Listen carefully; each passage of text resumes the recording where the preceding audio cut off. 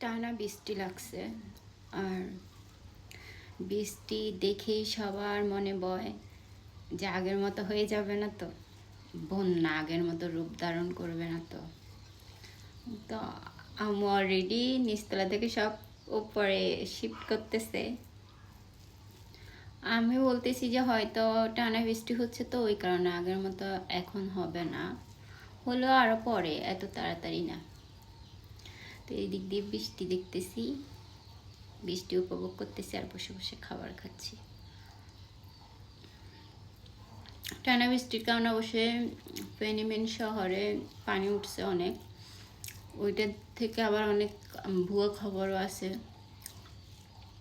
ওগুলো দেখে সবার মনে আতঙ্ক অনেক বেড়ে গেছে। ওইটা নিয়েই হচ্ছে সবার টেনশনে শেষ, এক একজনে। আমাদের বাড়ির সবার দেখতে কীভাবে কী করবে। তো মানুষ আছে মানে ভাইরাল হওয়ার জন্য, ভুয়া নিউজ দেওয়ার জন্য স্ট্রং।